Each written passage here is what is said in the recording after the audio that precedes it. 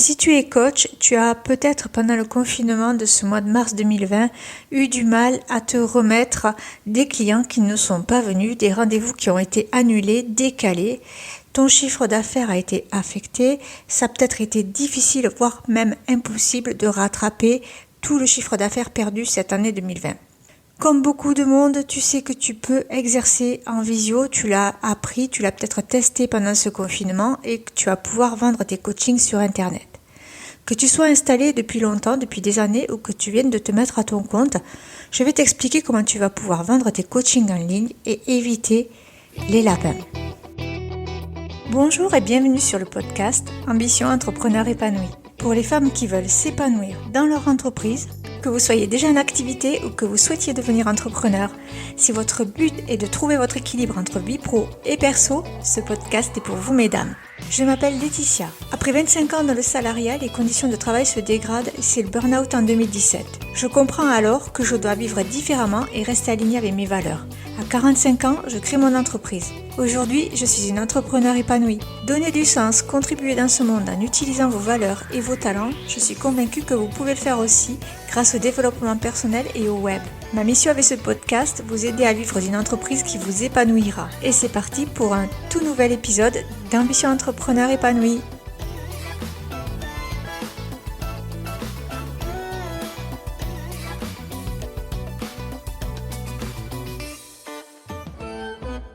Vendre ses coachings sur Internet, c'était déjà possible avant le confinement de mars 2020, bien sûr. Et quelques coachs avaient déjà commencé et déjà mis en place des systèmes. Ceux qui n'avaient jamais envisagé jusqu'ici de le faire se sont retrouvés du jour au lendemain avec un cabinet vide et des rendez-vous tous annulés. Certains se sont adaptés et ont peut-être sauvé quelques rendez-vous, mais beaucoup ont traversé des mauvaises périodes. Seuls les coachs qui avaient déjà leur activité en ligne ont réussi à tirer leur épingle du jeu et à limiter la casse. Alors peut-être que depuis qu'on est sorti du confinement, tu as fait ce travail toi-même et tu as mis en place des systèmes pour pouvoir vendre tes coachings sur Internet. Si c'est le cas, c'est parfait, c'est très bien, mais si tu es un petit peu perdu, écoute bien cet épisode, je vais t'expliquer exactement comment tu vas pouvoir toi aussi mettre en place des systèmes pour vendre tes coachings sur Internet. Et si tu l'as déjà mis en place, peut-être que tu apprendras aussi quelques astuces ou quelques réglages, quelques améliorations à faire. Donc reste bien jusqu'au bout, je vais t'expliquer 7 conseils, je vais te donner 7 astuces pour pouvoir toi aussi vendre tes coachings sur Internet. Alors tout d'abord, le premier conseil que je vais te donner va paraître peut-être évident, mais ça n'est pas si évident que ça pour tout le monde. La première des choses que tu dois faire quand tu veux vendre tes coachings sur Internet, c'est d'avoir une offre qui soit claire pour les clients qui vont venir chez toi. Il faut absolument que ton offre soit clarifiée. Alors, ça veut dire quoi clarifier ? Ça veut dire qu'il faut que tu expliques ce que tu fais, dans quel domaine tu interviens et quelle personne tu peux aider. En gros, quel est ton champ d'activité. C'est très important que tu ne fasses pas de la généralité. Il vaut mieux que tu te positionnes en tant qu'expert sur un domaine bien précis. Si tu accompagnes plutôt les femmes, si tu accompagnes plutôt les personnes qui sont en situation de deuil par exemple, ou les personnes qui veulent arrêter de fumer, il faut que tu le précises, il faut que ça soit clair. Cela ne veut pas dire que tu dois proposer qu'une seule offre. Tu peux proposer plusieurs offres, mais il vaut mieux ne pas trop s'éparpiller. Fais aussi attention, quand je parle de clarifier ton offre, de ne pas parler de tes outils. C'est un travers qu'ont les coachs. Ils parlent toujours de leurs outils au lieu de parler de ce qu'ils peuvent apporter aux clients. Positionne-toi en tant que client et par exemple, si tu veux arrêter de fumer, eh bien, tu as besoin de quelqu'un qui va te dire « je vais vous accompagner dans l'arrêt du tabac ». Voilà, tu n'as pas besoin d'avoir un coach qui te dit « je vais vous accompagner et vous faire de la PNL, de l'EFT, etc. etc. » Le client ne va rien comprendre et ne va pas s'identifier. Donc, essaye vraiment de clarifier ton offre pour le client.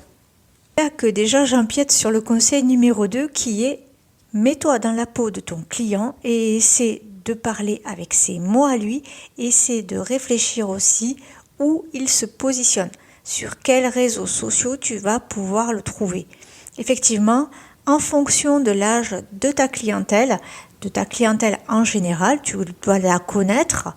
Tu sais déjà si elle est féminine, tu sais déjà à peu près quel âge elle a. Et tu sais aussi par rapport à son âge, sur quel réseau social sur Internet tu vas pouvoir la contacter. Parce que c'est important.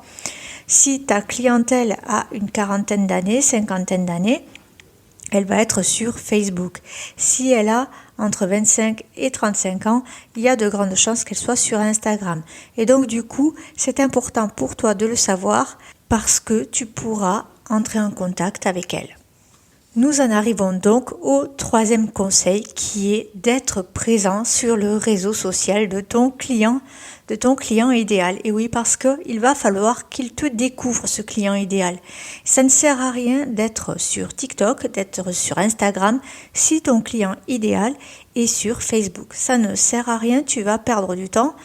Ou si tu es sur Facebook en train d'échanger et de créer une page Facebook, de la faire vivre, etc. et que ton client, lui, se trouve sur Instagram, tu perds aussi du temps. Si tu as déjà une clientèle, si tu es déjà connu, utilise ta notoriété pour entrer en contact avec tes anciens clients, avec tes clients actuels et développe ton réseau.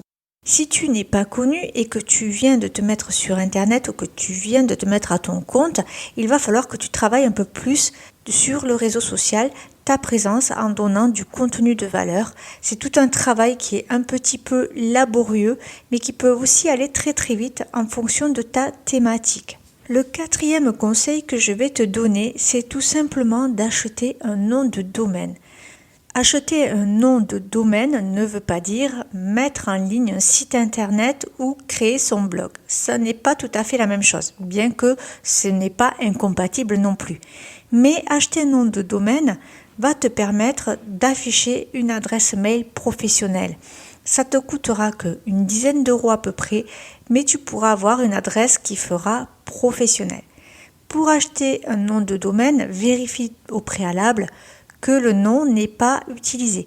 Et en même temps, utilise ce nom que tu as utilisé pour le nom de domaine pour créer ton profil Instagram, ton compte Instagram ou ta page Facebook. Et comme ça, au moins, la boucle est bouclée. Et tu as une adresse pro du genre contact@ et ton nom prénom.com ou .fr.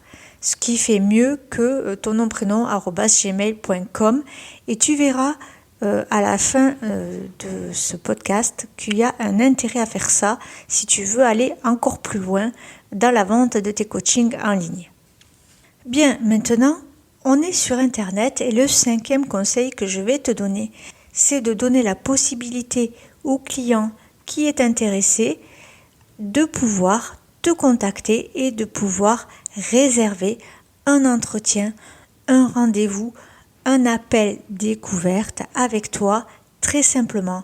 Tu sais que sur Internet, on n'aime pas cliquer, on n'aime pas chercher, on n'aime pas passer du temps. Il faut que les choses aillent très vite. Et donc, il faut que tu puisses avoir sur ton lien de page Facebook, sur ton lien de compte Instagram, un lien cliquable donc sur lequel le client va pouvoir immédiatement prendre rendez-vous avec toi, te contacter. C'est important, c'est primordial. Il ne faut pas qu'il cherche pendant 10 heures parce que de toute façon, au bout de 3-4 clics, il s'en va si c'est trop compliqué, trop laborieux, il passe à autre chose. Donc tu vas mettre un lien cliquable. Dans ce lien cliquable, il pourra avoir accès directement à toi en t'envoyant un email ou en t'envoyant un message privé ou mieux encore, il va pouvoir aller sur ton calendrier réserver son appel découverte.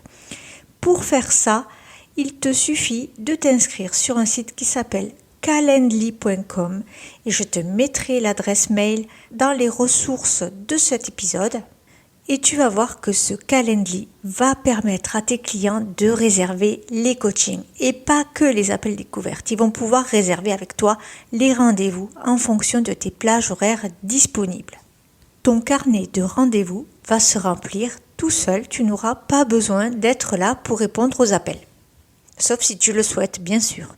La sixième chose que tu vas pouvoir mettre en place, c'est tout simplement un paiement de la séance au moment de la réservation. Ça se fait aussi sur Calendly et il te suffit pour ça de le connecter à un compte PayPal. Tu n'es pas forcément obligé de prendre l'option tarifée de Calendly parce que Calendly est gratuit et il y a une option avec abonnement. Ça, c'est à toi de voir si tu veux prendre l'option abonnement, mais tu peux très bien aussi proposer à tes clients avec un bouton PayPal de payer ou de verser un acompte pour réserver la session.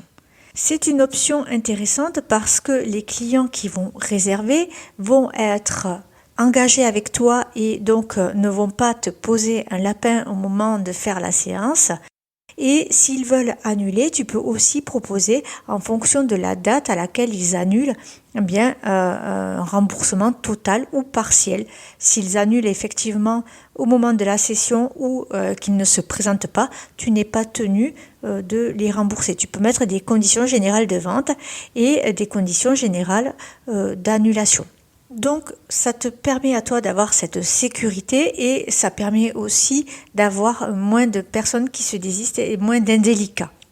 Pour finir, le 7e conseil que je vais te donner, c'est de prendre, si tu souhaites aller plus loin dans l'automatisation de la vente de tes coachings, de prendre une plateforme telle que System.io qui te permet de pouvoir contacter tes clients par mail avec ton adresse pro et de pouvoir automatiser le paiement de tes coachings.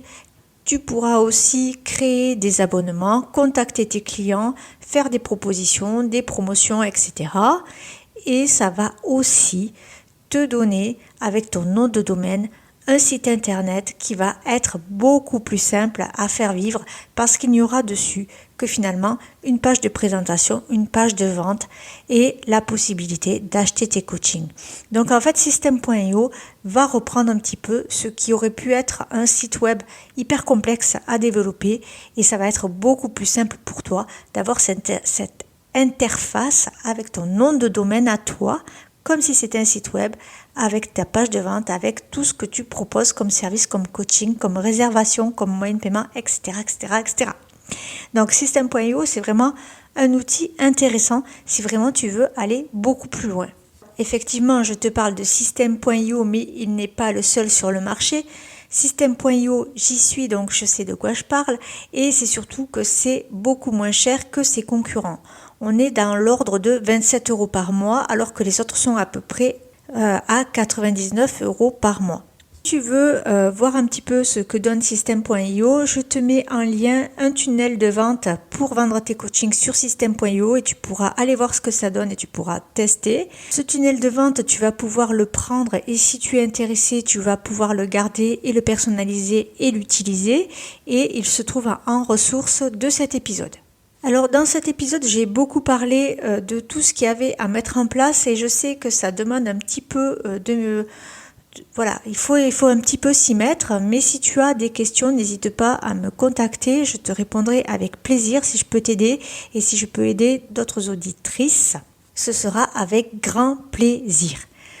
Le prochain épisode d'Ambition Entrepreneur Épanoui, nous allons parler de la charge mentale qui touche souvent les femmes entrepreneurs.